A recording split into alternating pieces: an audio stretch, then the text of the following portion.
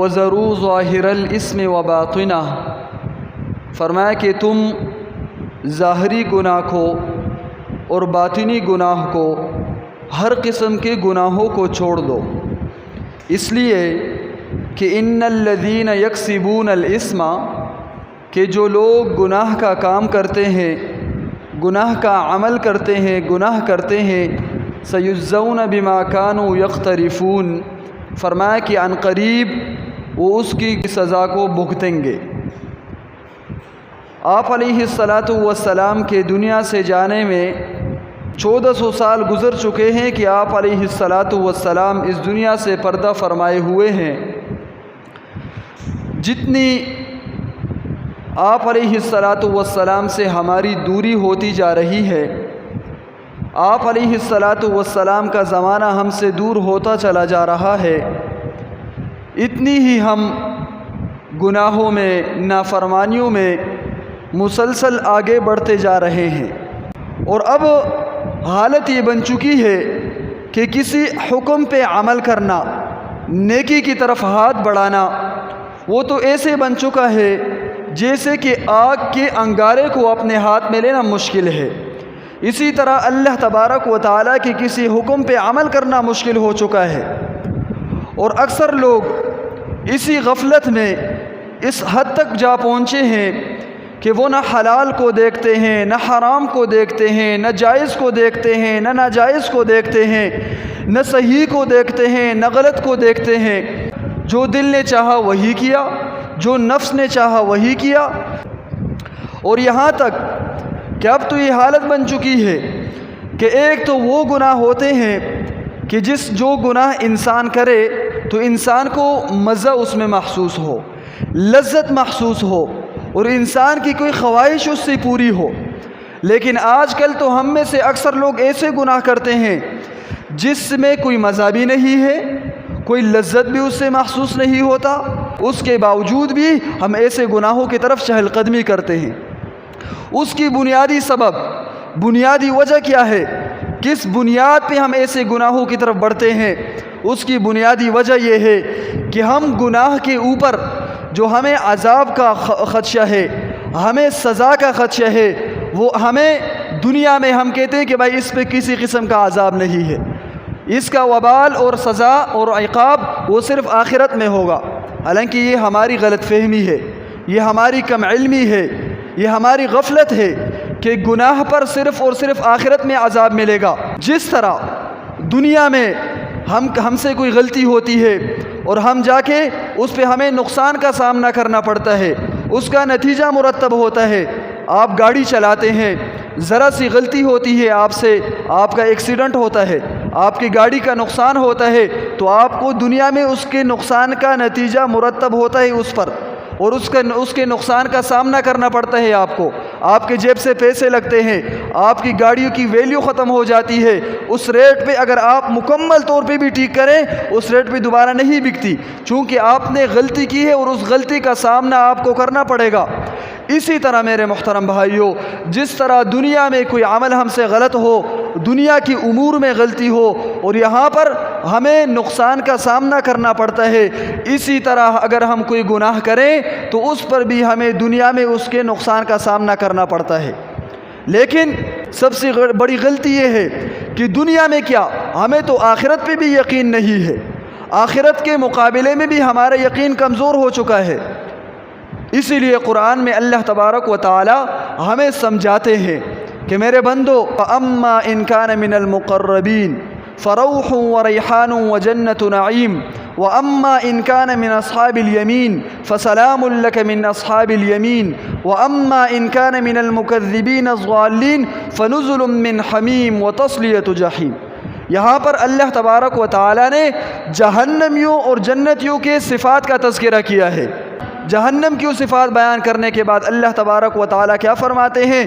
ان ھذا لہو حق الیقین، فرمایا کہ ان ھذا، یہ جنت، یہ جہنم، لہو حق الیقین، اس کا علم، اس کا ہونا یہ بالکل حق الیقین کے ساتھ ہے، اس کا درجہ حق الیقین والا ہے۔ دیکھیں یقین کے 3 درجات ہیں۔ یقین کے کتنے درجات ہیں؟ 3 درجات ہیں۔ سب سے پہلا درجہ وہ علم الیقین کا ہے، دوسرا درجہ عین الیقین کا ہے، اور تیسرا درجہ وہ حق الیقین کا ہے۔ آپ نے کسی معتبر جماعت سے اس بات کو سنا، ایک جماعت آئی اور آپ کو کہا کہ بھائی ایک ایسی چیز ایجاد ہوئی ہے کہ اگر آپ اس میں کسی قسم کی بھی چیز ڈال دیں تو وہ اس کو خاکسار کر دیتی ہے، جلا کے راکھ کر دیتی ہے، اور اس کا نام آگ ہے۔ تو آپ کو یقین ہو گیا کہ بھائی یہ تو ایک معتبر جماعت ہے، ہو سکتا ہے کوئی ایسی شے موجود ہو۔ لیکن اب اس علم کو علم الیقین کہتے ہیں۔ یہ جو آپ نے معتبر جماعت سے ایک بات سنی ہے، اس کو علم الیقین کہا جاتا ہے۔ اب کچھ عرصے بعد، کچھ دنوں بعد آپ کے شہر میں آگ آیا اور آپ نے اس آگ میں کپڑے کو پھینکا یا کسی بھی خشک چیز کو پھینک لیا، اس آگ نے اس کو جلا دیا۔ اب آپ کے آنکھ نے اس کا مشاہدہ کیا، جب آپ کے آنکھ نے اس کا مشاہدہ کیا تو آپ کے علم میں ذرا اور بھی اضافہ ہوا۔ پہلے آپ نے صرف سنا تھا، اب آپ نے دیکھ بھی لیا ہے، مشاہدے سے آپ کے علم میں یقین میں اضافہ ہو چکا ہے۔ اس یقین کو، اس اضافے کو عین الیقین کہا جاتا ہے کہ آنکھوں سے آپ نے اس کو دیکھ لیا ہے۔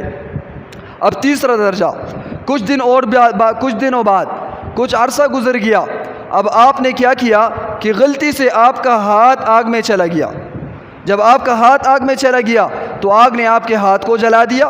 جب آپ کا ہاتھ جل گیا تو آپ کی چیخیں نکل گئی۔ اب آپ کی چیخیں جب نکل گئی تو آپ کو علم ہوا بھائی واقعی یہ آگ تو بڑی جلانے والی چیز ہے، یہ تو بندے سے چیخیں بھی نکلواتی ہے۔ تو اب آپ کے یقین میں اور بھی اضافہ ہو گیا ہے۔